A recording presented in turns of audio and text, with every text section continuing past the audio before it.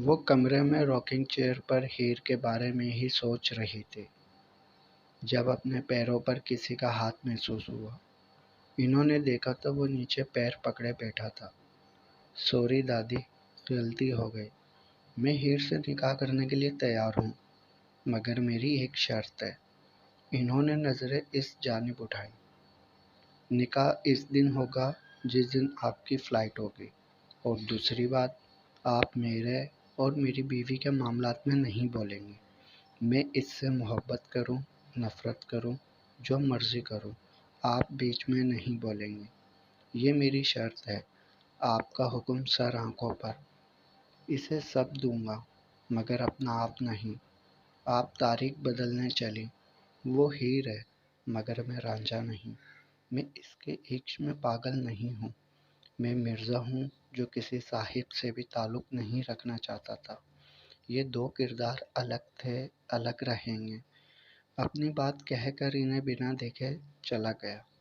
جب وہ مخاطب ہوئیں، بس اس بچی پر ظلم مت کرنا، اور باقی تمہیں خود سے عشق کرنے پر مجبور نہ کر گئی تو میرا نام شاہدہ نہیں۔ اگر 1 سال میں تم اس سے محبت نہیں کرنے لگے تو میں خود تم دونوں کا تعلق ختم کر دوں گی، اور اس کے بعد ہیر سے تمہارا تعلق ختم۔ یہ میری شرط ہے۔ اس نے سرد نظروں سے انہیں دیکھا اور مسکرا دیا۔ اپنی بات پر قائم رہیے گا؟ انہیں حیرت کے گڑھوں میں چھوڑ کر وہ چلا گیا تھا۔ ہیر، اپنا بنا لینا اسے، ورنہ یہ تمہیں کھو دے گا۔ ہیں دادی، یہ آپ نے اپنی شادی پر پہنا تھا؟ وہ اشتیاق سے مغلیہ طرز کے لہنگے کو دیکھ رہی تھی، جو دیکھنے میں خاصا نفیس لگ رہا تھا۔ ہاں، اور یہ لہنگا اب تیرا، تو پہنے گی اپنے نکاح پر۔ اس کی تھوڑی کے نیچے ہاتھ رکھ کر اس کا شرم سے لال چہرہ اوپر اٹھایا۔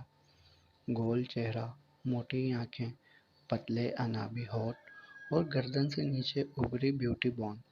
وہ خوبصورت تو تھی، مگر مرزا کے لیے یہ کوئی نئی بات نہیں تھی، اس لیے شاید ہیر سے فرق پڑتا۔ اب تو جو تھا وہ ہیر کی سیرت تھی، جس سے اسے مرزا کو جیتنا تھا۔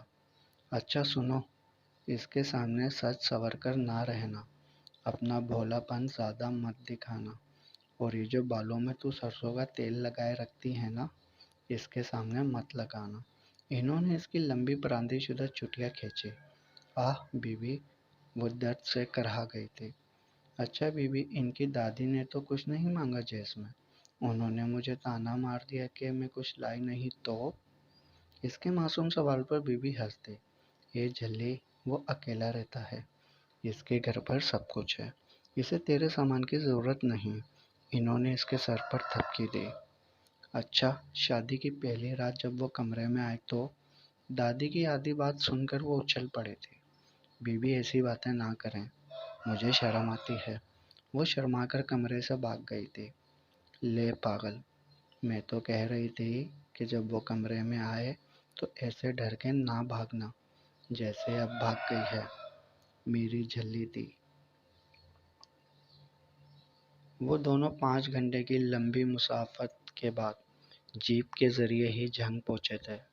بلیک 3 پیس میں بالوں کو جیل سے سیٹ کیے چہرے پر بلا کی سنجیدگی کے ساتھ وہ حویلی کے باہر اترا تھا۔ آدھا گاؤں اسے دیکھ کر دیکھتا ہی رہ گیا تھا۔ سب جانتے تھے یہ نکاح انتہائی سادگی سے کیا جانا تھا۔ چاچی، دائم اور فری حیرت سے ہیر کی قسمت کو دیکھ رہے تھے۔ کیا لڑکا ہے یار، فری کے منہ سے بے اختیار نکلا۔ امی، اس کے لیے آپ میرا رشتہ نہیں پوچھ سکتی تھی؟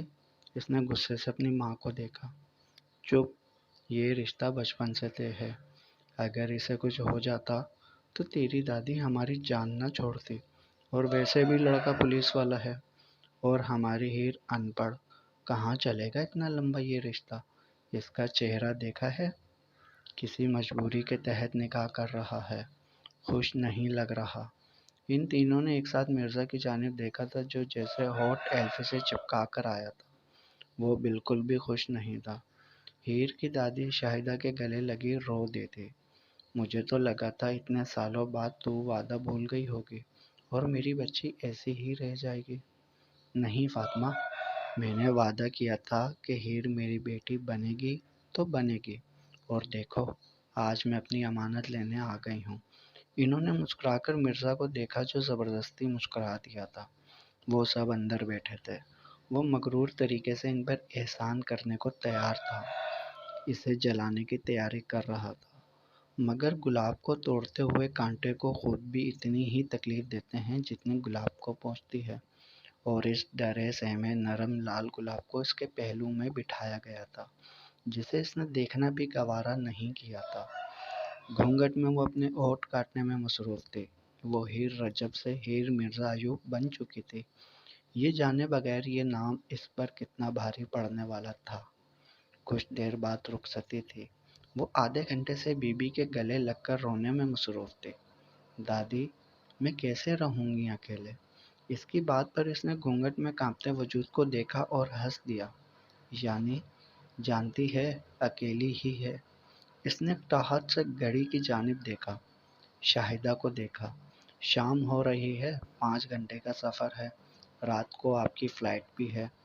اس کی بات پر انہوں نے گھور کر اسے دیکھا جس نے کندھے اچکا دیے تھے۔ فاطمہ دیر ہو رہی ہے، اب رخصتی دے دو۔ بی بی نے بجھے دل کے ساتھ ہیر کو خود سے دور کیا اور جیپ میں بٹھا دیا۔ فاطمہ مرزا کے قریب آئی اور ہاتھ جوڑ کر سر جھکا گئی۔ آنٹی، یہ کیا کر رہی ہیں؟ وہ ان کے ہاتھ تھام چکا تھا۔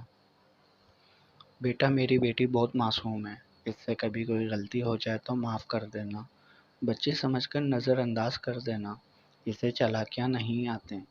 وہ مسکرا کر اس بات میں سر ہلا گیا اور گاڑی ڈرائیو کرنے لگا۔ تمام راستے شاہدہ ہیر سے سوال جواب کرتی آئی تھی، جس کا جواب وہ ہوں ہاں کرتی آئی تھی۔ 7 بجے کے قریب وہ لوگ گھر پہنچے تھے اور 8 بجے کی شاہدہ بیوی کی فلائٹ تھی۔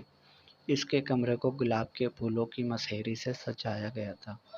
ان کے درمیان وہ ڈری سہمی سی بیٹھی تھی۔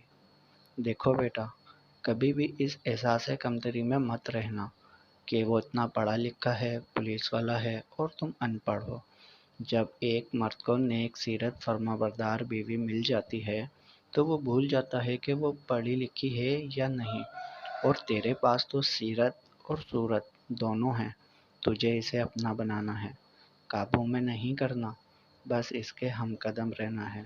تو اس لیے اس کی پسند ناپسند، اس کے ہر کام پر ہر بار چپ چاپ خاموشی سے سر جھکا دینا، ٹھیک ہے؟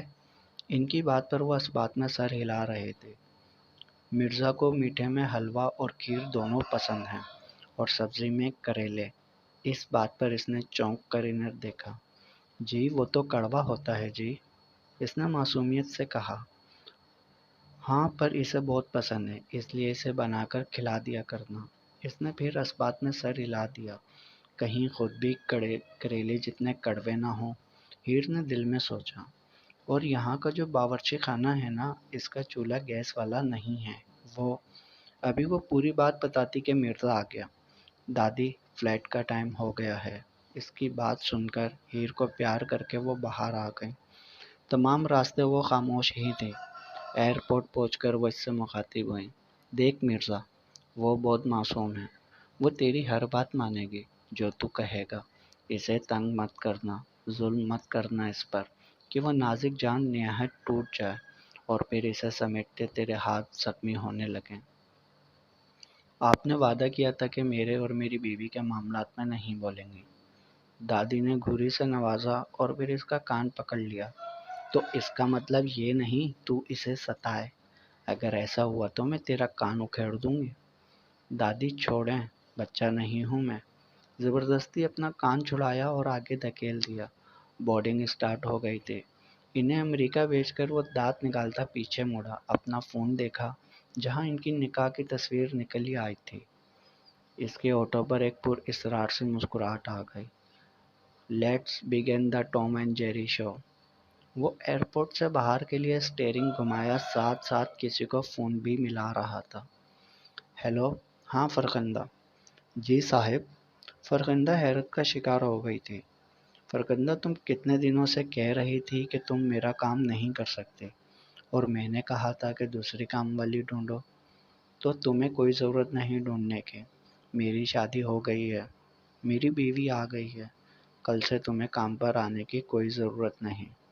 جھاڑو، کپڑے، برتن، صفائی، کھانا وہ سب کر لے گی، ٹھیک ہے؟ دانت نکالتا وہ دوسرا نمبر ملا رہا تھا۔ ہیلو دانیال، کیسا ہے؟ میں تو ٹھیک ہوں مرزا، مگر یار تو نے شادی کر لی اور بلایا بھی نہیں، یہ کوئی اچھی بات تو نہیں تھی۔ دانیال نے پہلے گلہ ہی یہ کیا تھا۔ دانیال کھانے کا بہت شوقین تھا اور شادی کا کھانا مس کرنا تو اس کی عادت ہی نہیں تھی۔ اب فری اسے کتنا کھلانے والی تھی یا بھوکا مرنے والا تھا، خدا ہی جانتا تھا۔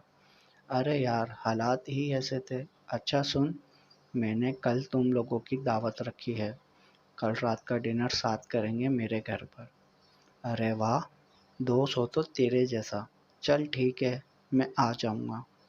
آ جاؤں گا مطلب؟ آ جائیں گے۔ تو، نہال علی، اعتزاز حسن، فاریہ، شانز، اشمل، سب آنا، ٹھیک ہے؟ دانیال نے فون رکھ دیا۔ اب آئے گا مزہ، مس ہیر مسکرا کر رائٹ ٹرن لے گیا۔ 12 بج گئے تھے، وہ ابھی تک نہیں آیا تھا۔ بیٹھ کر اس کی کمر اکڑ گئی تھی۔ اپنے سجے سنورے روپ کے ساتھ وہ ابھی تک اس کا انتظار کر رہے تھے کہ اچانک دروازہ کھلنے کی آواز آئی۔ وہ الرٹ ہو کر بیٹھ گئے۔ بوٹ زمین پر عجیب ٹھک ٹھک کی آواز پیدا کر رہے تھے۔ الماری سے کپڑے نکالتا اسے بنا دیکھے واش روم میں چلا گیا۔ وہ گھونگھٹ کے نیچے لب کاٹنے میں مصروف تھے۔ جب وہ اس کے قریب آیا، کرسی کھینچی اور بیٹھ گیا۔ ایک نظر اس کے سراپے کو دیکھا اور جیب میں سے پیسے نکال کر اس کے سامنے پھینک دیے گود میں۔ کچھ گرا دیے تو ڈر گئی۔ یہ 10,000 ہیں۔ مجھے پتا نہیں تھا تمہیں کیا پسند ہے اور کیا نہیں۔ مجھے دلچسپی بھی نہیں جاننے میں۔ دادی نے کہا تھا منہ دکھائے جیسی کوئی رسم ہے، اس کے لیے تحفہ دیتے ہیں، اپنی پسند کا لے لینا۔ فرخندہ کو بھی میں پیسہ ہی دیتا تھا۔ اس کی باتوں پر اس کا دل حیرت میں ڈوبتا جا رہا تھا۔ وہ رو دی تھی۔ فرخندہ کون ہے جی؟ میری نوکرانی۔ عید ہو یا اسے جب ضرورت ہو، میں پیسے دیتا تھا کہ اپنے لیے کچھ لے لے، تمہیں بھی دے دیے۔ اس کی بات پر اس کا دل مٹھی میں آ گیا تھا۔ اتنی تذلیل نوکرانی میں اور مجھ میں کوئی فرق ہی نہیں ہے۔ اس نے کانپتے ہاتھ سے پیسے اٹھائے اور اس کی طرف بڑھا دیے۔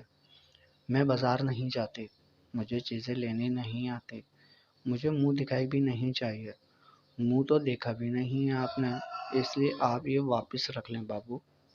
اس کی بات پر اس نے کڑے تیوروں سے اسے دیکھا۔ اتنا ایٹیٹیوڈ؟ پیسے اس کے ہاتھ سے کھینچ لیے، جس سے وہ اور ڈر گئی۔ سمجھتی کیا ہو خود کو؟ تمیز سے بات کرتا اچھا نہیں لگ رہا جو یہ رنگ دکھا رہی ہو؟ احسان مانو میرا، تم جیسی ان پڑھ جاہل گوار دیہاتی لڑکی سے نکاح کر لیا میں نے، ورنہ وہیں گاؤں جانوروں میں گھسی ہوئی تو۔ اس کی باتیں اسے شرمندگی کے گڑھوں میں گراتی جا رہی تھیں۔ وہ حیران تھی کہ اس نے کیا سوچا تھا اور کیا ہو گیا۔ وہ ہچکیوں کے ساتھ رونے لگی تھی۔ وہ اور اکتا گیا تھا۔ ہاں، یہی آتا ہے تم لوگوں کو، رونا شروع کر دو۔ اور یہ پیروں پر مہندی کیوں لگائی ہے؟ دادی کہہ رہی تھی تم تو بہت عقل مند ہو۔ یہ عقل مندی ہے؟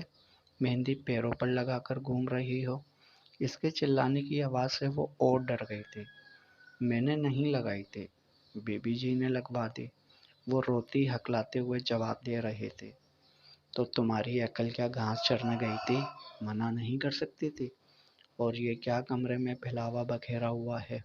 یہ پھول اور مسیری صاف کرو، میں دوسرے کمرے میں جا رہا ہوں، میرے آنے تک یہ سب صاف ہو۔ وہ دیکھ سکتا تھا اس کا پورا جسم خوف سے کانپ رہا تھا، مگر اسے کیا پرواہ تھی۔ پھر سے چلایا، سنائی نہیں دیا؟ جاری ہے بقیہ اگلی قسط میں۔ تمام پارٹس پڑھنے کے لیے چینل کو سبسکرائب کریں اور ویڈیو پر لائک اور کمنٹس بھی ضرور کریں۔